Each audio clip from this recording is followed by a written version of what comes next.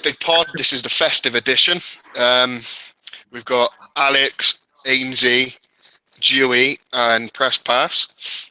We're going to talk about the OSC, otherwise known as Bernard Hopkins, to start, and then we'll do the second annual Next Big Pod year-ending awards, very prestigious. We're going to get Dewey to hand out the gongs, as he's got, well, Dewey and Press Pass, actually, because they're the only fuckers that know some fighters. We just trolled them. But anyway, let's start with Hopkins. He went out like he came into the sport with a loss. He looked old as fuck. I've seen a lot of people saying it was close, but I didn't think it was close at all. I think he got beat up by someone he would have scored even 5 years ago, but it is what it is. Did any of you watch it? What did you think? Whoever wants to join in, just join in. Yeah, go ahead. I thought that Joe Smith Jr. was being written off way too much in the build-up for this fight. I would, like, if you would have put a gun to my head, I would have gone Hopkins on points, but a lot of people were making out like it was a routine fight for Hopkins, and if you look at like someone like Karo Murat, and don't get me wrong, Hopkins without doubt won that fight, but Murat took 3 rounds off him, and Murat's no good, near a world level. And what was that? That was like 2 years ago, maybe longer.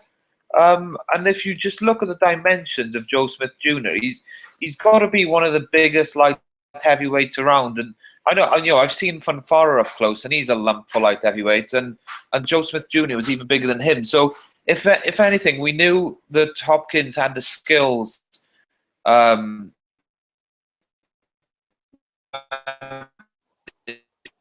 Or skill, it's a physical fight, and there was just the physical factors that I was a tiny bit worried about. It's strange that Hopkins won with Nasser, and he probably told him to retire and leave it there. And he was working with John David Jackson. If anyone's seen, and this isn't me speaking, with the benefit of hindsight, to give with foresight, those two did not come at all. He obviously shared something 1 month ago. I think, was it in the 90s they fought? Time ago, whenever it was. But that didn't translate into any sort of relationship. They looked like strangers in the gym. Hopkins had an open workout, and I probably saw about 5 minutes of it, and he barely said 2 words to John David Jackson, and their pad work, and don't get me wrong, I know we never see a great deal of insight in these open workouts, but their pad work was awful. And I just wonder where Hopkins was actually in time soon, and they had a HBO date, and they had no one else chucking a fight together to keep the HBO date. I didn't understand a word of what you said then. You broke up right at the end. Do you want to repeat that? I was just wondering whether they kept the HBO date because they had one and the Salido fight fell apart, Canelo was injured, and they haven't got too many fighters to headline a HBO date. And obviously they lost Ortiz earlier this year. And, I just wonder, obviously Hopkins has got that interest in the promotional side of Golden Boy, and I wonder if he was trying to do them a favour and kill 2 birds with 1 stone. You might be right, but I think Hopkins did want to just have one last fight and go out. He obviously handpicked, Dan Rafael handpicked him for him, which says a lot, doesn't it? But I think on John David Jackson and Hopkins, I don't think there's any need for them to sort of build a relationship, if you know what I mean. It was never going to go more than the one fight, and they obviously picked Joe Smith thinking that he wouldn't be able to do anything to Hopkins. It would be a routine points win for him, but obviously they were wrong. Press Pass, did you watch it? I did, and I said last week that I thought it was going to be a very tough fight for Hopkins. I think everyone had sort of written off this guy, and I think that at his age and just his style, there's always a chance he could be outworked by another fighter. I didn't anticipate him getting sent to hell through the rope and about 10 foot down, but it was. It's the old adage of, what Hopkins has been able to do at his age is phenomenal, but he is his age, and this is what happens. So at some point, you have to realise that you can't do what you used to do, even if that is 2 or 3 years ago. The deterioration looked massive. He just looked old. He looked his age. And I thought when he fought Pascal, he didn't look as old as he actually was. physically, he was always in such good shape, and he got himself fit enough for this fight, but he just didn't look the same. And it was, I don't know, it's very, very few fighters get to leave on good terms, get to leave with a win or a performance that they can really be proud of, Sir Joe aside. But it reminded me a little bit. Do you know what it was? You remember when a completely different fight? Do you remember when Gatti got absolutely smashed by Gomez in that fight? When he got knocked, he got knocked out, and his lip was like split in two. It reminded me a little bit of that. It was, that was Gatti's one last go. Have another shot, see what we've got, and he just got taken apart and knocked out. And I think it was a shame for Hopkins to lose the way he did, but if hopefully that will stop him coming back again, because he's not going to damage his legacy by coming back, but he doesn't need to come back now. What more can he possibly achieve? So, and he was still showed how popular he was. I mean, it was 1 million+ viewers on HBO. He's still a big name, and he's obviously got other things going on outside the ring, but it's good. So the fact that he can take that knockout loss and step away, whereas, Roy Jones can't and continues to fight. Well, I think Oscar De La Hoya and Eric Gomez have kind of been promised by him that is him done. They want him to focus on the promotional side because, unlike Oscar, Bernard's not addicted to all sorts of drugs or cross-dressing for that matter. No, I've never. Alex, did you watch it, mate? I know you're a big fan of the OSC. Now it's just the OC. Yeah, he's the old curmudgeon at the moment. No, yeah, I watched the fight simply because I've not watched too much boxing recently, but I had to watch this since it was Bernard's last fight. Usually I'm not a biggest fan of Bernard's fights, particularly in the most recent years, obviously because they've been mostly dire. I mean, I enjoyed Kovalev putting a bit of a beating on him. I think most people did, apart from Press Pass, who, we all know what call he made on that fight. But to think there's no need for that, was there really? To think that fight was 2 years ago, and that was obviously Hopkins' last fight. I mean, you've got to think obviously the age factor was obviously part of Hopkins losing, and the fact that Kovalev beat him up pretty badly was probably also a significant factor in Joe Smith Jr. just really beating Hopkins up at times. I mean, Hopkins has never really looked that vulnerable. Again, since the Kovalev fight, I mean, the Kovalev fight was where he's looked vulnerable to some very, very big shots.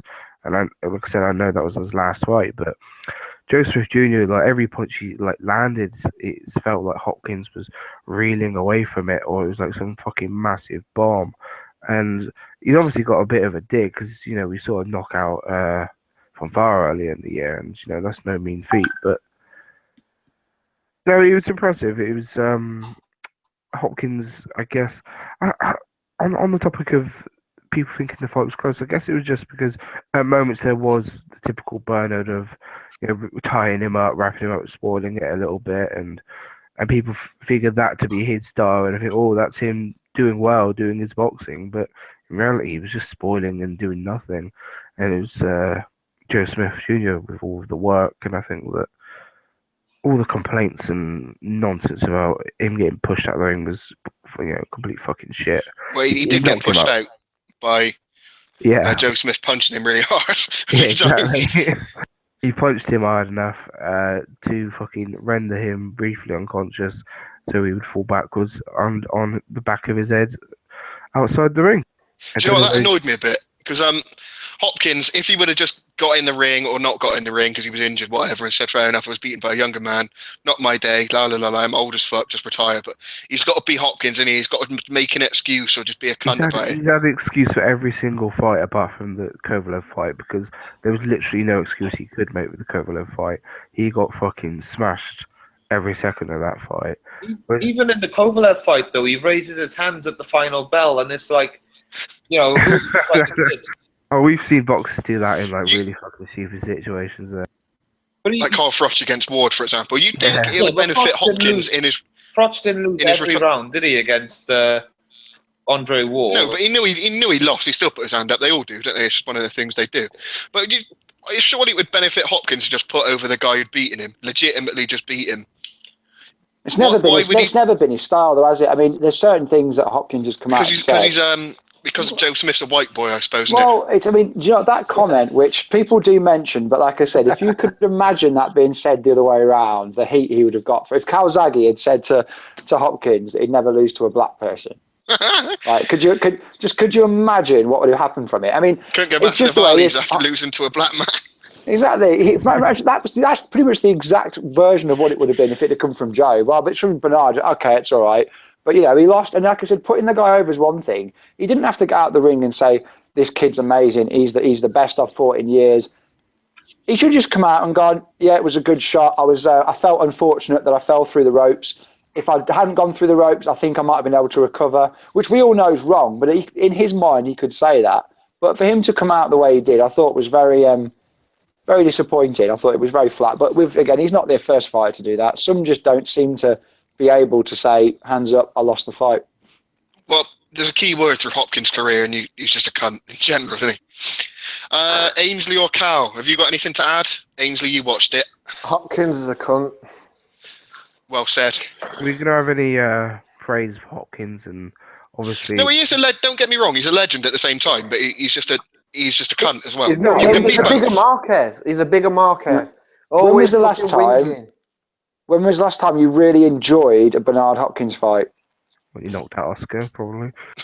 That's the thing. So I was thinking, I enjoyed the Pascal fight, but that's it in years. If this counts, HBO Pod did the what do you call it? I can't remember even what they called it. Legendary Nights series. They're doing a podcast one now as well, aren't they? And they did the Trinidad fight, and I went back and watched that, and I really enjoyed that, but that doesn't count. I like the Cloud fight. The Cloud fight because he exposed Pavlik, yeah.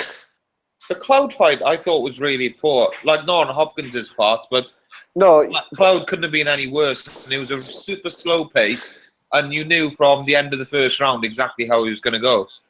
And Pavlik had about 6 beers, I think, before they got in the ring. But that was a good fight. That was a great win, but it wasn't, because it wasn't an enjoyable fight. It's like I said, it's just a lot of his contemporaries, and I think he's always had a bit of a chip on his shoulder that he wasn't the most popular fighter, but his contemporaries were just in better fights to watch. He's one of those fighters that we appreciate what he's done, but I can't say I've enjoyed watching. I thought he managed to make Joe Calzaghe look quite boring, and that's a challenge to do, and he managed to succeed. Who would you say is his like contemporaries then that stand alongside him? Jones and Tony. Yeah, so it's Jones and Tony obviously are the top two. He's surpassed them in my opinion by all three of them going on as long as they have, but only one of them making a success of it. Exactly. Well, Hopkins' great strength is that he kind of went between generations. So he was in that kind of mid-90s period where the division was so strong when he had his long run of defences, even though he did fight some very questionable opponents, but so did Jones, to be fair. But he managed to go into the era where it was the Jermaine Taylor and Kelly Pavlik era of the middleweights. He was involved in that period of time. And obviously his great achievement is stepping up and going through, Antonio Tarver and fighting guys like that. He went, obviously when you fight for that long a period of time, you're going to do it. And that's why people will always rate Jones above him, and they'll always say Tony was a better fighter. But you can make a case that Hopkins has achieved more than all of them. But I think it might have been Brian who tweeted it, but every one of like Hopkins' big wins, there's like you can take a lot away from it, as in you can pull it down a lot. So he beat Trinidad, but he was being a fanny about raps, and they were fucking about. Like he beat the ghost of fucking Roy Jones, who's since become more of a ghost. Like Pavlik, they dragged up. Yeah, Pavlik. He dragged up. Fucking Pascal's never been that great anyway. Tarver win was good at the time. Pascal was alright. Yeah, the time. Anyway, let's stop shitting on the OSC for too long, because he is a legend. As much as everyone loves to hate him, if you know what I mean, he is a legend at the same time. To be fair, and he should stay retired because he'll get hurt otherwise. Cal, have you got anything to add, mate? Yeah, I think we should just give Smith a bit of credit. Had a good year, won 2 relatively big fights, and other than Ward, Kovalev, and Stevenson, he's probably number 4 now in the division. Like he'd knock out cleverly. I agree with that. So I think we've got to give him a bit of credit. Come from literally nothing as well. Like I hadn't heard of anyone he's fought before. We were fighting clubs last year, literally. And it is weird that no like white trash fighters seem to do anything in America. Like there must be a lot of, like rough kids in America who live in trailers and that. You do MMA now. That's what it Yeah. is, isn't it? I mean, All the it's black kids are doing football. That's what it is. hardly any of them. Apparently he's going to fight that Sean Monahan though. Yeah, they could. Shawnee's with Top Rank, isn't he? They could Yeah. chuck him on. What do you call it? The Mick Conlon St. Patrick's Day card because they're both Irish Americans. Yeah, there's 2 cards in a short period of time, so either one of them. Aram tweeted, or someone from Top Rank tweeted, saying they'd make that fight, that they'd be open to doing that. Smith would absolutely wreck him. Right. Anyway, Yeah, I agree. let's move on to the undercard. Usyk. I think he's getting unnecessary shit off some courts. To be fair. Yeah, fucking Junior, idiots. press pass, fuck off, you cunt, man. You watch Frankie Gavin, so fuck you, you prick. Right, I think he's getting unnecessary. No, leave him. I think he's getting unnecessary stick. Machunu ain't no bum. And the fight, Ain't no bum. it wasn't like Usyk was getting beat from pillar to post. He just took a few rounds to figure him out and then stopped him. Nothing wrong with that. And people forget he's only 11 fights in. He's not like had 30 odd fucking fights. Yeah, but look how he's fought this year. He's fought Glovacki and Machunu. If a British fighter fought that, right, all these idiots who've been saying that it's a hype job and he's being exposed over the weekend would be fucking saying that he needs to be crowned fucking king of the world, man. I don't think the criticism of Usyk isn't. I mean, I don't think he was troubled. I think he won the fight. I think he won it easy. I think there were a lot of people were scoring rounds to Machunu, and I was sat there going, I don't see it. I think the criticism comes from. Yeah, it was just boring. It was just boring. Yeah. He's the fucking Machunu has the cruiserweights. He has the smallest head in the world, and southpaw against southpaw. It was quite an awkward. It was just an awkward watch. I don't know why. I think that's just the way we're not used to seeing someone of his size fight so. But did you perfectly and so technically? That's all it is. The speed at which he pivots off is just ridiculous for a fucking 14 and a half, 15 stone guy. Like, it just moves as though it's like he's a fucking welterweight or some shit. It's mental. Well, it's not like Loma, the problem is where Loma just sort of glides. Yeah. Usyk is a noticeable move, but still, it's like you say, it's impressive for a man of that size to be doing stuff like that.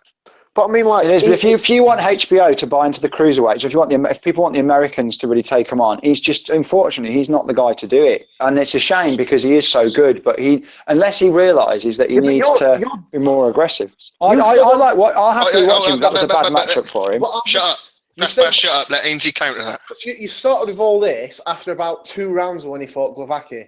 At which point I said, "Have you ever seen him fight before?" And he said, "No." So if HBO are fucking surprised at what they've seen, they're fucking idiots. And they're also idiots for putting him in with Machunu if they wanted him to fucking, if they wanted a more action-packed fight. He was fucking fighting orthodox at the start of the fight just to try and get some more on him. Like, fucking hell, man. He's literally, like you said, he's had 11 fights. He's fought probably the number 2 guy in the division, and then definitely one of the top, between 5 and 10. And if you look at all the other cruiserweights with belts around, they're not going to be able to do a Machunu and try and spoil or make it ugly. That what we got Gassiev, Lebedev, and Bellew, and they'll all give it a go. Yeah, I'm not in the hype train. Like I said, some of you have been on it for ages, but I don't think it's a hype thing. I think he's an excellent fighter. I think he beats all the other world champions. If he fought the 3 of them in a row, I think he'd beat all 3 of them. I don't think he'd struggle out with any of them. It's like I said. I just think if he wants to become a star, he's going to have to slightly adapt how he fights, or he won't get the recognition that he deserves and that Lomachenko is getting. Because Lomachenko is technically excellent to watch, but he knows that a big part of what's going to make him a star is to put people away. Usyk got the stoppage, but I think the way the 2 fights he's had this year, he's been almost technically perfect. But I don't think he's excited a lot of people, and it doesn't matter. Got to remember though, with Lomachenko, when he wasn't like this straight away. It took him time to bed in, and bear in mind he's been out fighting in Ukraine for 9 of his 11 and just plodding away. So it's a different thing. It's not like he's going to change from one to the other overnight. And he's just patient. I said this before. He doesn't rush anything. If he fought Bellew tomorrow, he could knock him out within 30 seconds if he wanted to, but he wouldn't, and he'd probably go like 8 or 9 rounds. Do you not think watching Machunu lost to Makubu, didn't he? Yeah. I don't know how. Because I thought he was He good. was winning. Beat the piss out of him for about 6 rounds, schooled him, and then just gassed the fuck, and then got chinned. Cal, did you watch Usyk, mate? I know you're not a fan of this like amateur tippy-tappy fags, as you call him. I'm not. I watched it, and the first 5 rounds, I was just like saying, "What the fuck's he doing? Why didn't he ever hit his body? He weren't hitting his fucking body every so often, you prick." But then, as soon as the cornerman said to him, "Go for the uppercut," he just started landing uppercuts in the 6th round, and then he was good from then on. So we're at half an hour. It was like a machine. He was like a machine then, when he was just reprogrammed to go and hurt him. And he was like, "Okay then." He beat a decent contender. Nothing like, it weren't spectacular, but he did a good job. He did a better job than probably anyone else would have done. So you've got to give him credit. It's just, I think, as a fan, you just always want to see him go through the gears a bit quicker. And I just think you maybe could have had 3 rounds feeling him out rather than 5 and gone through the gears. But I don't think he was in the best of shape, you know. I thought, because I didn't really look, but I've seen a picture of him at the weigh-in and he looks a bit fleshier than normal. So I don't know if he's been fucking about on the Coca-Cola. I know this is like one of the things we 8 casuals were saying, but it is a business at the end of the day, and you've got to make people be excited to watch you, to pay to see you, and to fighting like that. He won't. I think he'll get better. It's not like that all the time. Oh Like, no, of course not. Loads of people proper shitting on the Glavaki fight, and I don't think that was that bad. I think people made a meal out of it, but it's like I think because he changed. I can't remember after how many fights he changed his trainer, but he's not had like a lot. So like Lomachenko stayed with his old man, so he's been with him forever. There's still plenty of room to grow and what have you. I don't know. We'll see. Well, I think he's going to be slightly unlucky that he's going to be directly compared to Lomachenko as well, and maybe even Golovkin because he's with K2 as well. So there's going to be comparisons made, aren't there? Like he's another Tom Loeffler K2 fighter, blah blah blah blah, another beast, and people expect certain things before they've seen him or even heard of him. So he's going to be tied with that, but we'll see what he can do. I mean, I rate him highly. Obviously, Ainsley's been right up his arse since day one. Press pass, he'll be proved wrong again as usual. best thing about it is the other fight on the card, Jojo Diaz. Dewey, you're a fan of him, aren't you? I do like Diaz. I don't think he's going to be the best featherweight in the world. He might not even be top 5. I just enjoy watching him fight. I think he's quite skillful. Picks his shots really nice. It's a shame he doesn't have just a tiny bit more power. Not so that he's a banger, just so that he can dig. I think he'll be tricky for most featherweights, but he's not top of the top. But he should be in fun.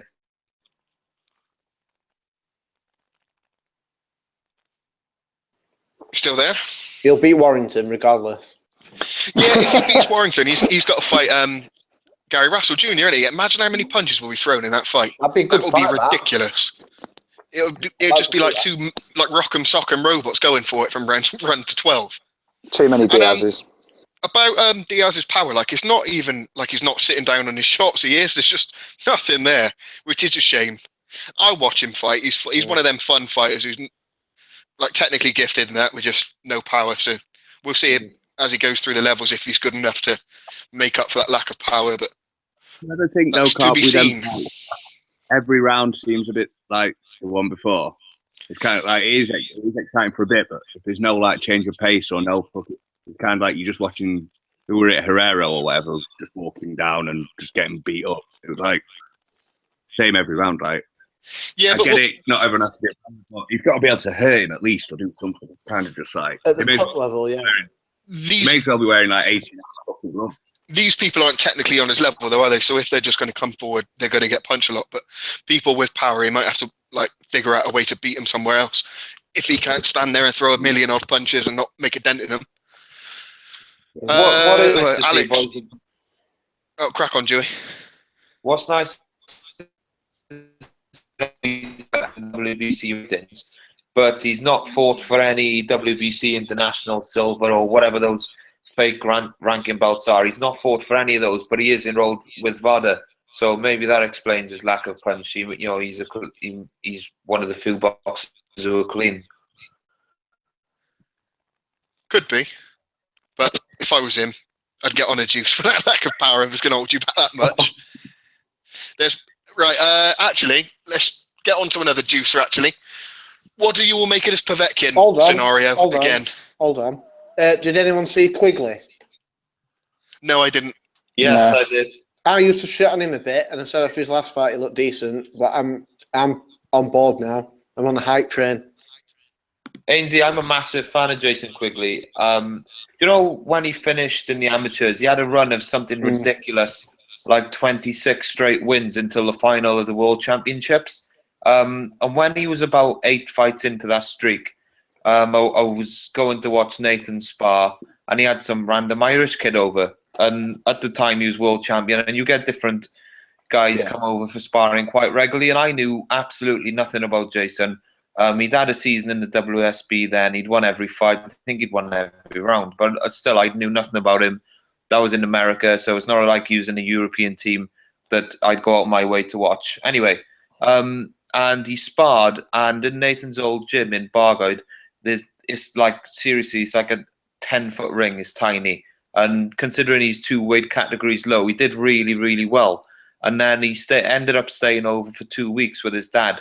I know a lot of people don't like father-son relationships in boxing, but his dad was really, really technical, really interesting to see how them two work together. They don't work together anymore because he's based in America, and his dad's based in Donegal, I think it's West Island. But he ended up going on a ridiculous run. He beat Darren O'Neill in the Irish Championships, the Olympic captain for Ireland in 2012.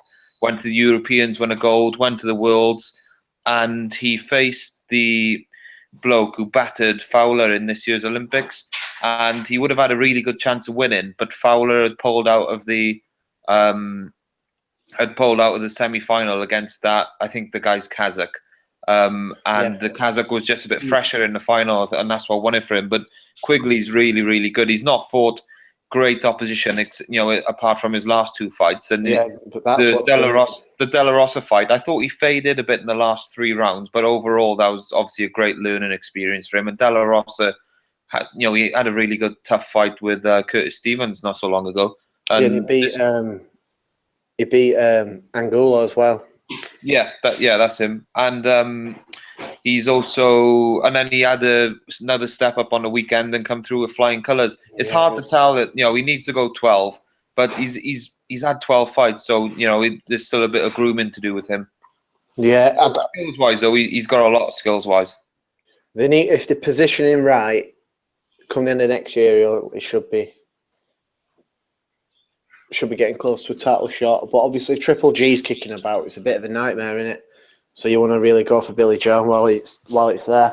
I know he's based in America, but I'd love to see him come over here. And there's fights, like Spike O'Sullivan, a fight like that against, 1 or 2 fights against Britain's domestic sort of level will be really interesting. It's a shame Eubanks fucked off up to 68, because that would have been decent. Maybe next year, middle of next year. But there we go. Moving on then, Povetkin. Has anyone got any feelings either way, or should we just gloss over this?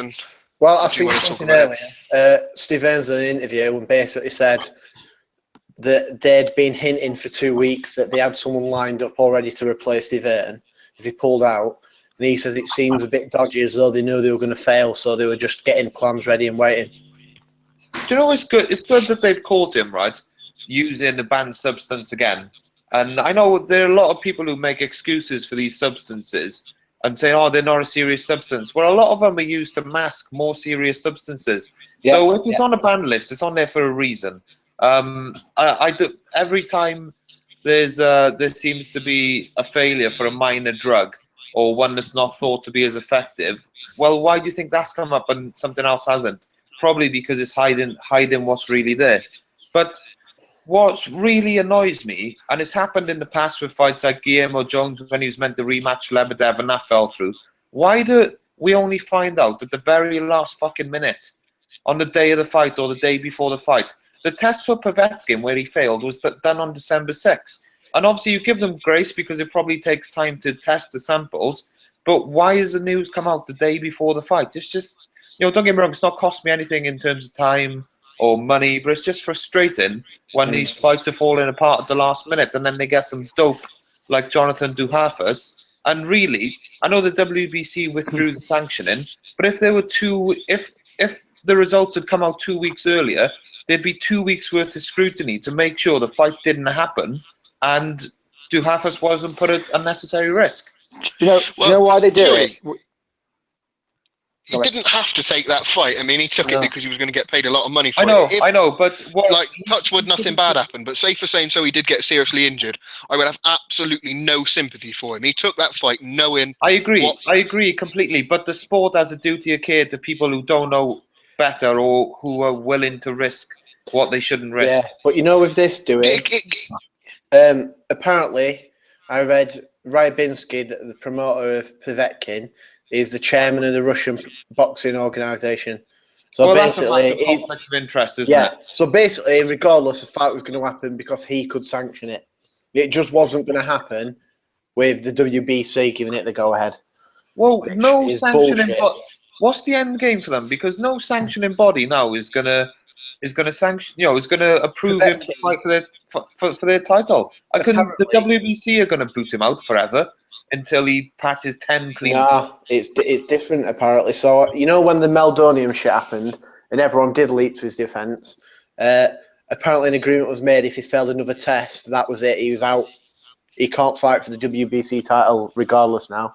That's what I'm saying. So he's done for good with them. So now it's down to the WBA, RBF, and WBO. So, but again, he's going to have to you'd imagine. So say I don't know. Say down the line he gets a Parker fight. You'd imagine that they're going to want him to pass a certain number of tests before they agree to fucking fight.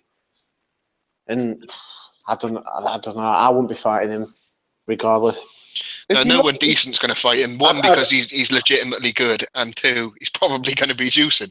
No one's going to take the risk. If you look at the pictures of him recently, his body has changed so much in like the last 2 or 3 years, and I don't think it's a case of, he's like sometimes you get a young fighter, maybe like Tyson Fury, and they shed the weight and they seem to grow into their physique, and you understand it because they're growing up. Povetkin's been a fully fledged man for a long time. And all of a sudden, he's in better shape than ever. Next to no flab or fat on him, and what a coincidence that he happens to be failing tests all of a sudden.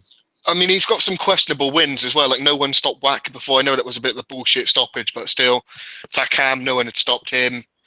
He smashed Perez in a round. But I said, and he's carrying his power very late as well. Yeah. It's all things that should have probably some people did flag up before, but I tend not to be too cynical with this shit because I think they're all on it anyway. So. It's such a shame because it's like Povetkin 2.0 since the Klitschko fight. He's been so good, but now we know why. But he's clearly juicing. But again, look at it. Between him and Brown this year, they've failed 4 fucking tests. Just them two. Yeah. So, I don't give a shit, mate. You've got to be looking at Vlad. You've got to be looking at fucking Fem. Them two specifically, you've really got to be taking a look at them. Well, we've seen opponents in the past, like Pulev has said that Klitschko doesn't do drug testing in Germany. And there's a correlation between when he fights outside of Germany and his performance. Yeah, actually, that's... Vlad's another one. He's bursting out of his skin now. And go back and look at his fights when he was losing. Even like the Sam Peter fight, which he did pull through in, his physique has dramatically changed. You know what the big difference with Vlad is, I always thought, is his bottom half. Like, his bottom half seemed to get fucking much bigger. Obviously, he's always been big up top. He's got a lot more, but I mean, like, I don't know. But, fuck knows. Anyway, let's move on to some good news for a change. We don't often talk about good news, but Jacobs and Golovkin's finally signed. Everyone...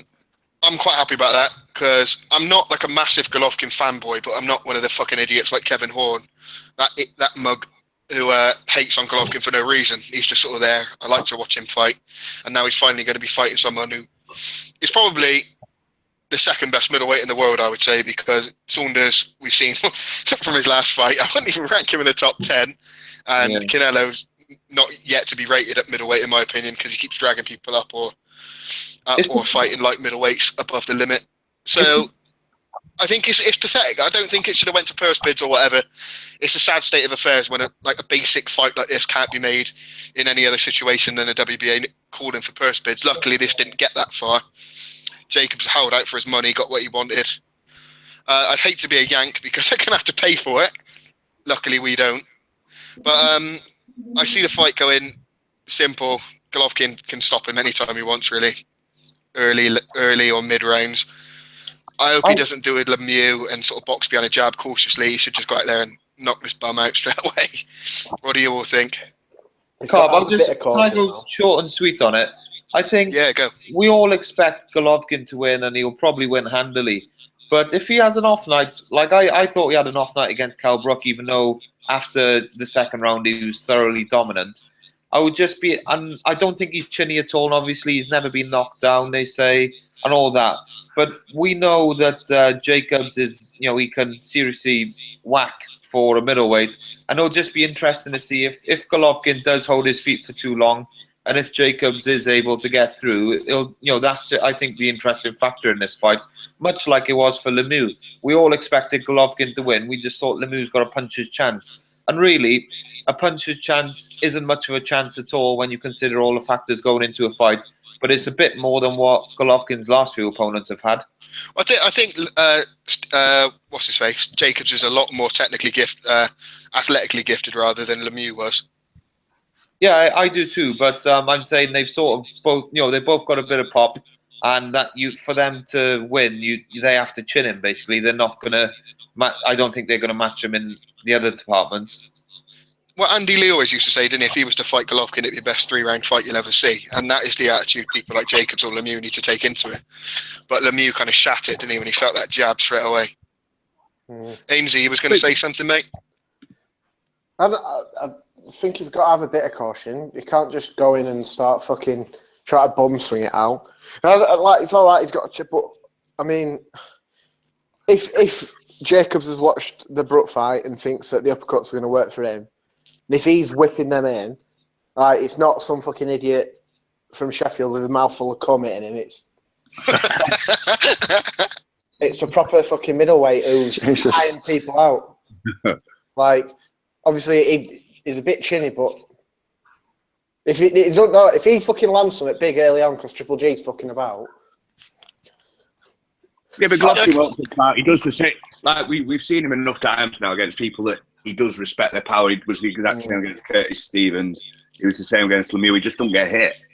He'll just go behind his jab, literally not get hit by anything. But the asylum state, now he's boring, and then next fight he'll get hit because he don't care. He just walks straight through him. Oh, now he's shit and got no defense.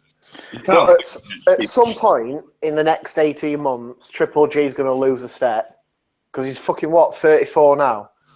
At some point in the next year and a half, it's just going to be overnight. It's just going to look not as good as he was before. Yeah, but he doesn't fight he doesn't fight in a way where you'd noticeably tell that he's missing a step. I mean, he's just technically sound. With Golovkin, though, it's the same as like these obscure fighters, or we all know them, like Gonzalez as well. There's an argument, but by the time they get that worldwide real recognition, they already are slightly past their prime because they've spent so long coming up. Good point. Thing is, I think Golovkin took a bit too much heat for the Brook fight. I thought that Kell Brook fought out of his skin for 6 minutes, and then he proceeded to get his face smashed to pieces. I think that Golovkin Jacobs is probably the best option available for him now without being Canelo. Jacobs obviously coming off a good win and being arguably, like you say, the second best guy at 160. I don't think it's even arguably. I would say he is. Yeah, I think that just shows a little thing about the division. To be fair, it's not as deep as it certainly has been in the past. But I think Golovkin knocks him out. I think Golovkin will stop him fairly early if he wants to. But like I said, he's going to get hammered no matter what. I think I've always been a big fan of Golovkin, and seeing him live, like I've said it before, but seeing him even as far up in as I was, there's just little things he does and little movements that I've just never seen any fighter do. And he is just something else. Like I said, he may be past his best, or in terms of past his absolute elite, but I still think even a slightly past his elite Golovkin is far better than anyone at 160 and the majority at 168. So I think we should just enjoy it while he's there. And the fact that this fight, it was a pain in the arse, it seems, to get it on, but at least Jacobs is taking it eventually. Yeah, he deserves credit for that. Yeah, and he could have puffed it and dropped that shit belt or fake belt that he's got. he I could have hope, got around it. There'd still be big money fights for him. And I think it's a shame the Americans have got to pay for it, but we don't. So we get to enjoy it. I hope that. Fuck him. I hope Triple G looks shit against him, because then Canelo's going to have to get on board. I think Canelo's going to fight him this year regardless. I don't think HBO are going to take any more shit from that. Well, right, this talk now about him fighting Chavez at 165 just appears to me like he'll have some bullshit fight in like April to get the ring rust out of the way, and then he'll fight Chavez. If that's Well, right, I thought about this. Over. If he fights Chavez, it could purely be a case because Jacobs and Golovkin's obviously on pay-per-view, which I can't see doing incredibly well. But a fight between Chavez and Canelo would do shitloads of buys, and it'd just be another thing where they could say, well, you did this money, we did this money. There's no way Chavez will get down to that again, will he? Well, he's with Mimo, isn't he? Yeah, but you look like pumping full of diuretics. He'll be fine. He needs to cut an arm off, mate, to make 165 at the minute. He looked like a ghost at 68, didn't he? Exactly, and he was obviously... That was 69. He just fought at. I love the fight. Fucking hell. They'll have to fight in Texas when no one cares, like Alex says. Yeah. Just imaginary scales. Well, surely Chavez could come in at whatever he wants, and Canelo would knock him out.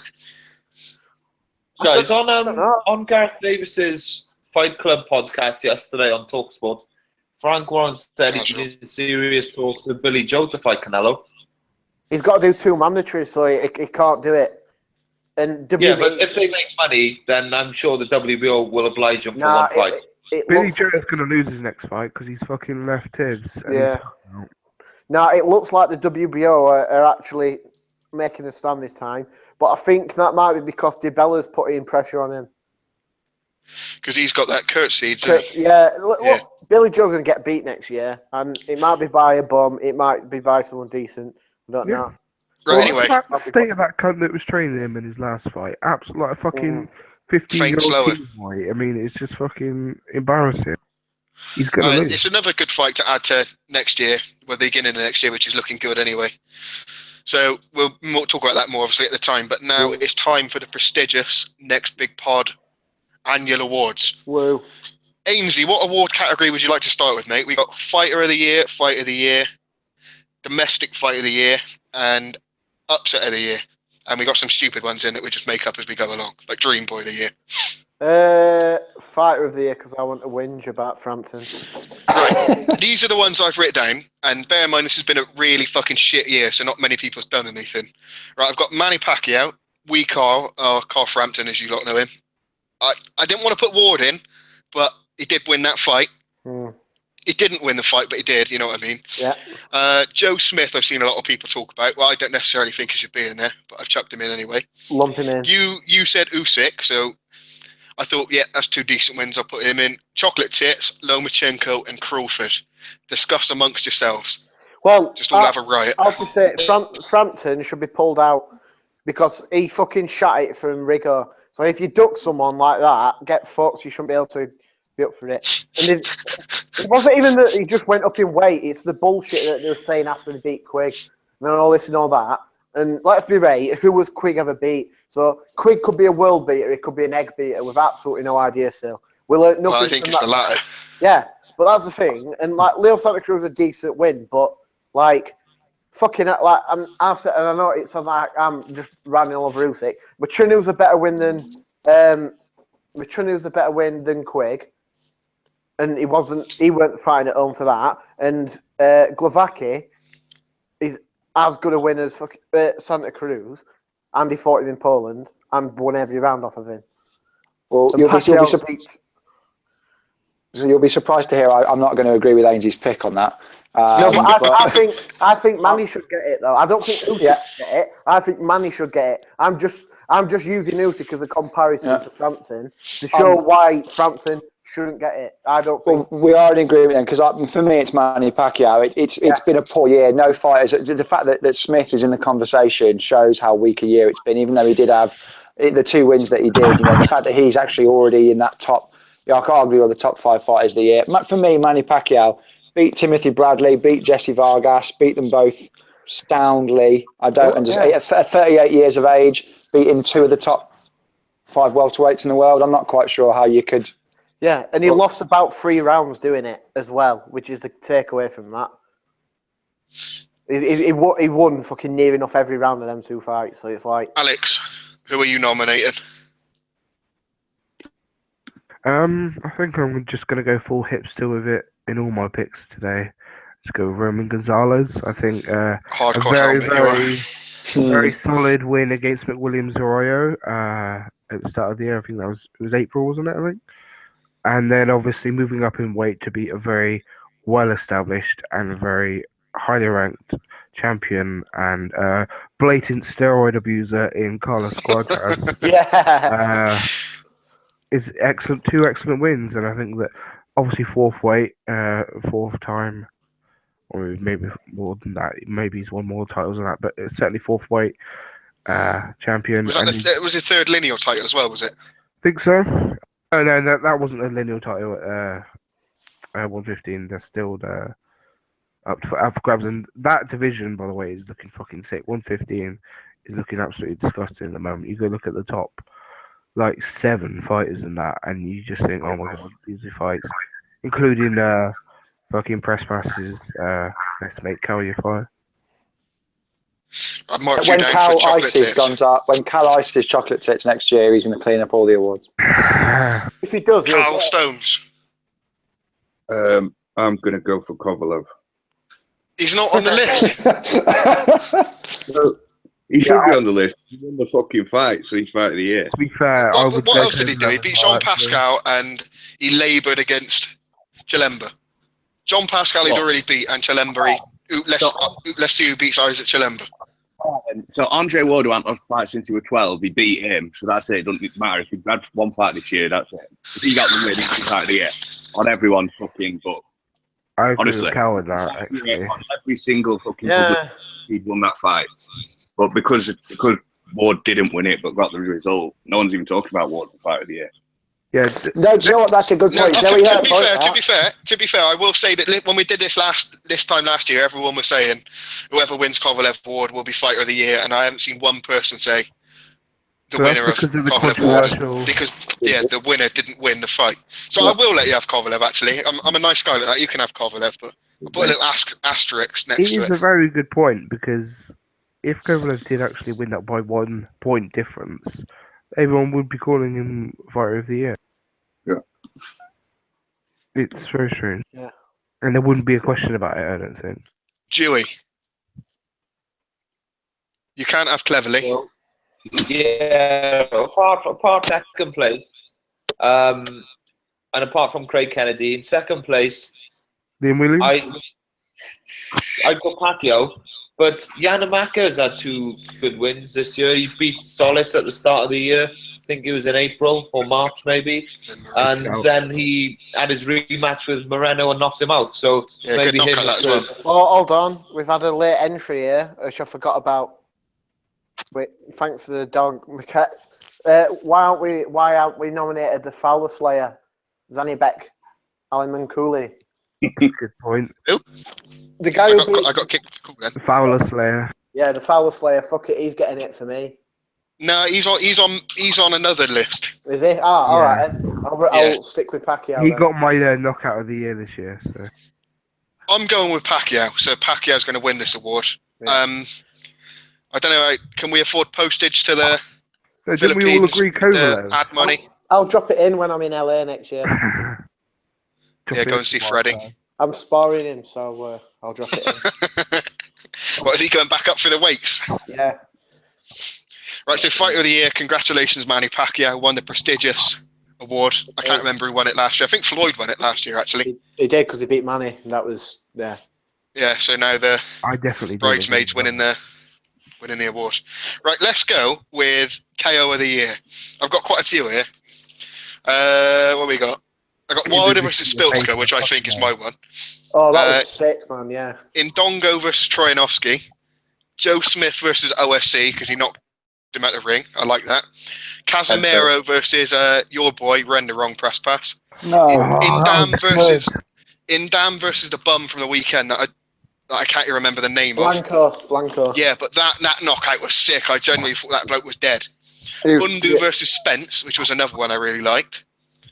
I didn't want to put this in because it was a foregone conclusion, but Canelo can.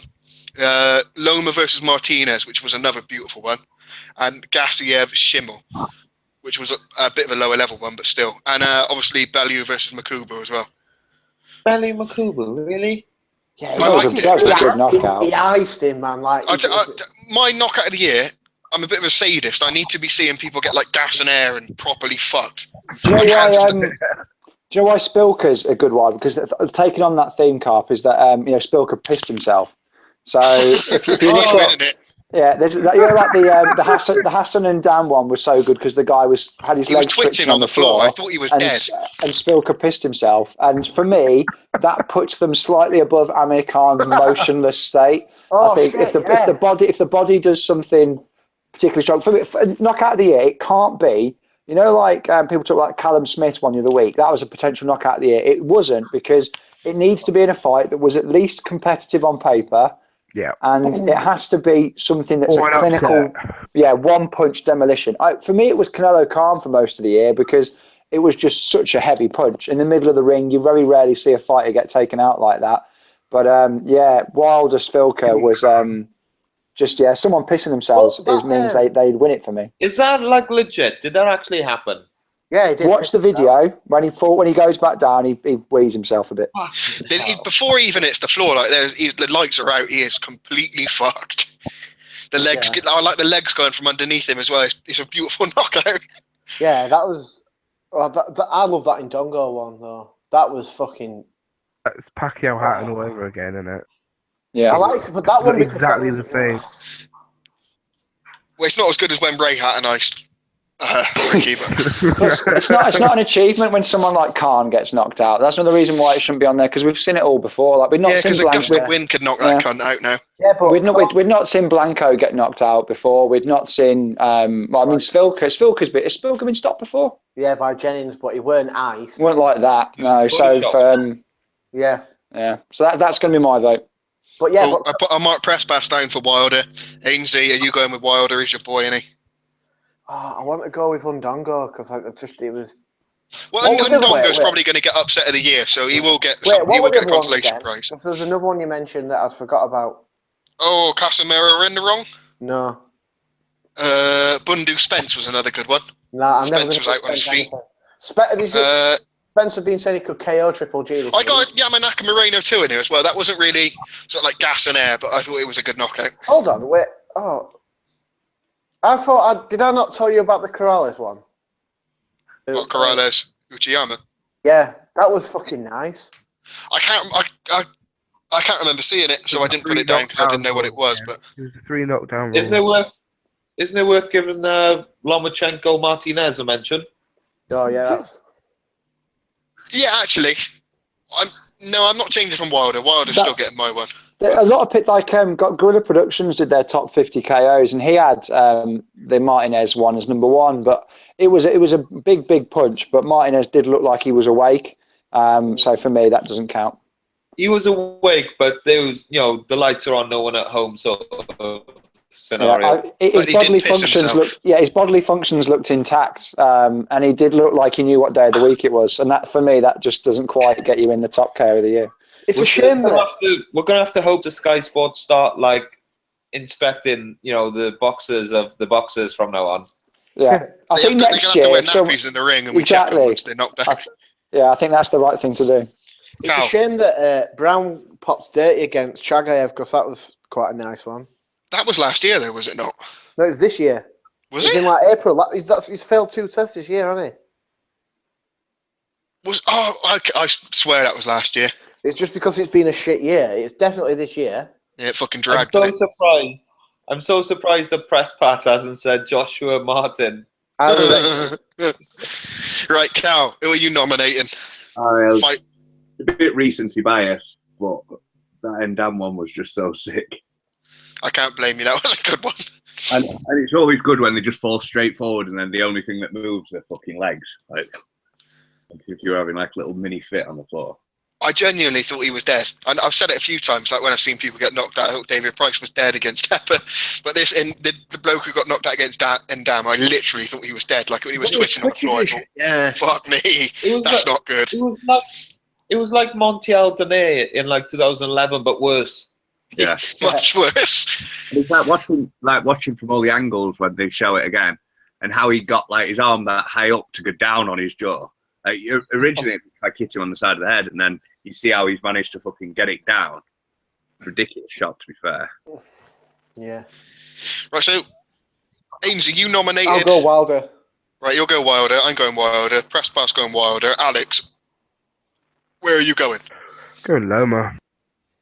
Going Loma. And Dewey, where are you going? Ooh, just because he peed himself, and I didn't know that, and that does change everything. I'll go Wilder as well. Right, good. Wilder's got this one then. Ainsley, that's another one you can take to USA with you, mate. Yeah. Good stuff. I'll pop in at Tuscaloosa, Alabama. Right, let's go with a...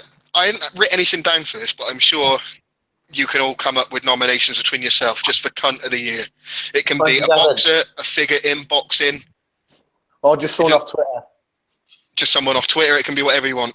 There's been a few bad years for people on Twitter this year. Donny has had... Donny's not... He shouldn't even get an award. He's just pathetic. Well, it'd be funny because none of them listen to this. We probably won't get a tweet tomorrow saying, you fucking nominated me for this. Because they don't listen. They don't listen. They just get told off people. So you fucking rats in the chat, if you go telling them. Yeah. No, it's... But anyway. Press pass, yeah, leaving that McDonald's tomato sauce in his fridge. That was a... Yeah. What about Kyle deleting Twitter because Maccaboo got iced? Let's just focus on Twitter L's of the year for now. I've got Tom a theory. Lionel paying for the pay-per-view. Oh yeah, yeah, that is a class one. Big one. Have you noticed how he's not fucking said anything since then? No, he's not. No. He's gone dark. No. Carl, what would you say? I've got a serious nomination. It's the Go on. them Chuckle Brothers over at IFL TV. What a What do you make? Them two fucking idiots are. This year, this is what they've given us. They've given us the Shannon Briggs fucking circus, getting all the hype behind that. They're asking everyone how many pay-per-views do you think this is going to do? Like they should fucking care. The cameramen, shut the fuck up. Just ask them questions. I fucking hate them. I think my serious one, if I'm going to do a serious one, is going to be Al Heyman, just for his continuing. Serious ones we're doing. Yeah. Because for Twitter ones, well, I'll probably nominate myself a few times. Let's just Seb for repeat offences. Yeah, Seb's going to get my nomination no matter what. We all know that. Tommy Allen for repeat offences. Yeah, he's had a bad year. I like Tom. He's actually quite funny. He's blocked me because he couldn't handle me just pointing out his fucking nonsense every day. He blocked the pod account as well, didn't he? Yeah. What about Frank Sinclair? Oh yeah, yeah. Quick pick. I know this isn't boxing related at all, but Eric Bristow's going in for this. Yeah, he can have like an honorary award. He can have an honorary Peter Not Puff award. Yeah. What about Max Branning? That what were it? He put £200 on Cal Brook to win, Yeah. and he Good just shout. if you know, you know, or something like that. He put trust. Cal, you just reminded me of the person who bet didn't someone bet like £500 on Fowler to win Oh the yeah, Olympics absolutely. and the WBC? But he bet that last year. That was last year, wasn't it? He bet that. Oh, line well, he on can have Vance. one. And he only got like 33-1 or something, wasn't it? Yeah, it was fucking stupid. Like that is the worst bet I've ever seen. You can get more on like fucking, I don't know, just fucking Charles Martin icing Joshua. It's fucking stupid. Charles Martin's had a bit of an L on Twitter though. He's been posting them mental videos, hasn't he? No, Loving life. Like he's gone fucking. Probably high off his fucking nut after like 4 What million. about quid Team off. Fury Massive? Can we nominate him for the Dark Forces? Yeah. what's that fella called? Is it Asghar Tahir. Oh, the constant comments about he's definitely not doing any drugs. He's definitely never had any cocaine, and then it comes out Fury. I've done cocaine. Oh my god. Tyson Fury's tweet, the Tyson Montana one. I don't know if that's like a loser or winner tweet. That was a winner. good one. That's a winner, though. That might be tweet of the year. That's a winning tweet, What definitely. That's not a losing tweet. AJ's Well, a tweet losing tweet was Frankie after all we Gavin. night. Oh, AJ. Yeah, good shout. Ali tweet. Inspire the Right, next okay. generation. I think what we need to do here is whittle this down to 4, and we need to tweet it out and then just let everyone decide. Because I What don't about think when, we're going to be able to pick one out here. remember when Matchroom, was it Eddie Hearn tweeted off Cal Brooks' account or something? Oh yeah. Oh, yeah. Yeah, and then he's like, "Oh, I need to have access for fucking commercial reasons." So basically, it's a tweet out about pay-per-views. He must never fucking be off Anthony Joshua's account then. Nah, he's just DMing loads of sluts from fucking AJ's account. Fair play. Oh, Right, so What about, sorry to interrupt, but last late entry, Frankie Gavin's tweet about Yeah, Orlando Cruz. yeah, That was so- a yeah. bad one. and Peter Fury as Peter well. Fury's whole night of that Orlando Cruz fight. Right, we need to try and get 4. Sorry, one more late one. Redders as well. Facebook rants. Oh yeah, Virgin Media. Remember Luke? roll aliens, mate. After the second test comes back failed, and he starts like he's basically the biggest fucking bum sniff on there. He retweets anyone that'll tweet him anything, and then suddenly he started moaning about the fans. Who's that? Lucas Brown. Oh god. Oh, He blocked me and Pops because we kept calling him TB, the boiled egg. So He used to retweet that picture I sent him. That picture that I made with the fucking yeah. boiled egg with the WBA belt. He used to retweet that, but then he didn't block me. He just unfollowed me. Or how So about literally everyone on Twitter who believed our rumours about Lucas Brown and Kell Brook this year? Oh yeah, Massive L to everyone who believed those. yeah. That's just an L for everybody. That that's Right, an L we'll whittle this down into in the WhatsApp chat to 4, and we'll tweet it as a poll from the One pod of them account. has got to be the MVP rumours that everyone fell for. And we'll let have you noticed we'll though let the that listeners decide. we Because we're nice like that, though. We'll let the audience have the power. we struggled to find 3 or 4 people for Fighter of the Year, and we found about 50 for Twitter Knob of Someone the in the Year. chat just said that Jakov It's more Gostic prestigious guy. award. Oh yeah, the fucking. What is it? What's he called? That Baylor TV. Bayloric. Yeah. Baylor Oh, TV, yeah. Gostic. Ingram Jones. He's fucked his Josh channel Beck. up as well now, hasn't he? He's like retired his channel because of that. That's how fucking. I tell you what, that fucking idiot should have retired his channel when he had that cam prick on there for an interview. Oh yeah, how he got into boxing when he was doing a podcast for 8 minutes talking shit. Just saying. Actually, Ainsley, I got to run after this because I got interviewed at BBC Sport about doing this. I'm really interested in it. Oh, Right, so we'll whittle this down, and you cunts listening can decide because we're nice. Can I just have one more, Carpy? Go on. He used to be our host, and he's had a tough old time of it. The Muslims are coming over and ruining his life. He can talk about boxing. He don't have a fucking clue. Good old Shep. We'll put him Is it just me that the minute a terrorist attack happens, I head straight to Shep's timeline? so good. I checked it this morning. I thought, let's have a look what's going on there. But yeah. I like it when he starts doing a monologue of boxing when he does about 9 or 10 tweets in a row, and it's just like I can't be fucked with this. Just skip straight past it. Like he did one about drug abuse, and he says loads without saying anything. Yeah. He's a fucking idiot. I used to like Shep, but now I see that he was a pretentious cunt. I like Someone's just put one in the chat that they don't. I'm assuming that they don't want to say themselves, but I don't care, so I'll say it. Go on. This wasn't on Twitter, but it was in the WhatsApp chat when Ren had a meltdown because Shep said he got bombed. Yeah, take that back. I like Shep. That was a good moment. That. Dildos over Coventry moment. That was fantastic. Yeah. Right. Anyway, let's go for domestic fight of the year now. What? I've done domestic because there's a lot of good domestic fights, but they ain't really good enough to be on fight of the year. I don't feel. But Go on, We're Press. winding them down. You can start us off. Right, easy nomination for me, Gavin Eggington. no, I'll read out my list and then you can see if you've got any more. I've got It will White be versus Del Boy, if it's not on your list, I'm going to add it. Conlon versus Nelson, Eggington and Gavin. I can't remember if this was last year or this year, but Tom Doran versus Luke Keeler. It was a little one-round shootout. I quite enjoyed That was that. this year. Yeah, I enjoyed that. And Buglioni versus Burton. I can't think of anything else that really stood out. Dell and I've said that. White. Did How you? bad is that if there's like 5 of them and 2 of them are on one card? Yeah. Well, the reason I'm going for Gavin Eggington, besides my obvious bias, is because obviously I was there watching it, and to watch it, there was obviously the knockdowns. The fight was every round which Gavin didn't get knocked down in, he won. So it was a real even fight in certain ways. But then every time Gavin went to the ropes, he looked, he could get put down or could get hurt. Both men just dropped their hands and just swung punches, and everyone thought the fight was going to be shit, and it ended up being absolutely brilliant. So I'd just like to give. I thought the quality was better than Conlan Nelson, which would be my second pick. I'm just going to give my. I'm sort of paraphrasing from someone else's words about Gavin Eggington. People can give me shit for the pick if they want. Everyone was slagging this card, and we got 2 belting fights. That's right. I saw it all live. Get it fucked. That's right. Get fucked. That was my my mild meltdown of the year. But you know what? It was.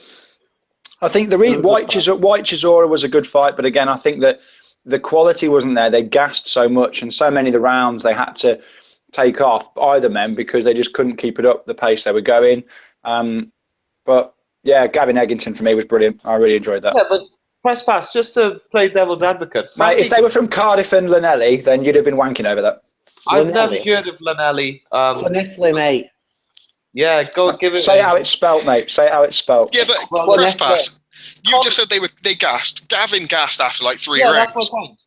How did he gas after 3 rounds when he didn't? Neither of those two gassed. Eggington was like a machine the entire fight. Gavin was fucking moving back to the ropes. Yeah, he was getting beaten up. He wasn't gassed. He was every time he got hit to the body, he got hurt. Because he gassed. I fucking hate you, mate. I really do. Fuck's sake, he was asking Max McCracken for the garlic dip between rounds. He didn't know where he were. I'm trying to eat a chicken Kiev here, and I can't make my strongest case. You've got no case. Yeah, that's why. Oh. Right. My vote counts for 2 because it does, and I'm going with Tom Doran versus Luke Keeler. I really enjoyed that one. It was right on the beginning of one of Hearn's really shit shows. I think it was a Leeds one, and none of you cunts was watching it. And I was like, turn this over now, and by the time you turned it over, it finished. What a shit I'm voting for that. Cal, I'm going. Where are you going, my friend? I'm going for Conlan against Nelson. I watched it again last night. Shep did something good. He put the fight up. And I thought, I'll watch this again. And I'd forgotten how fucking bad Conlan was from like rounds 4 to when he got the stoppage. You were getting absolutely hammered. And that I think it was the 5th or 6th round, Nelson's eyes are literally in the back of his head for like 1 second. And then a minute later, he's fucking hunting him down. It's a mad fight to watch, just like. And it's a real shame because that kid hasn't had a fight since, that Nelson. He's retired, I think. So it's not as if like you get good paydays if you put on good fights. You just don't. You get cabbaged if you put on a good fight, usually. I think he retired because he said he weren't earning enough much money from it to do it full time. I think I read. I could be wrong though. But like, how's he not got another like a rematch there or something? Boxing's fucking shit. It's a shame because you want them to reward, like I said, White and Chisora. Inevitably, will both get good fights off the back of that. You want a reward for putting on a decent fight. They shouldn't be just pushed aside like they have been. Yeah. Well, Conlan's not been pushed aside. Frank stuck with him, isn't he? I sort of want to say Gavin Eggington because I just loved seeing Gavin fucking. That's not very nice. On his knees, fucking crying like a bitch after fucking the weight, and then saying he can get down to fucking 10 stone, and then saying he can beat everyone under the sun again, but you can't. And also Max McCracken getting lemon as fuck after, and pushing John Pegging back at Ed. Like his team just got proper lemon after that. It was just that was bizarre. There was literally Peg didn't do anything to deserve that at all. I'd have fucking ironed that cunt out. I don't know why. There's something about Max McCracken that I really don't like. But anyway, that's a different matter. Yeah, so I marked you down for Gavin Eggington. Yeah. Gavin Eggington's got 2. Dewey, where are you going, my friend? I think Conlan against Nelson is undoubtedly number 1. I've never seen 2 fighters on the brink of losing so often in a fight. Genuinely, that fight could have ended 6, 7, 8 times before it did. And then number 2, I'd go White Chisora, and number 3, Doran Keeler, because that was just plain ridiculous again.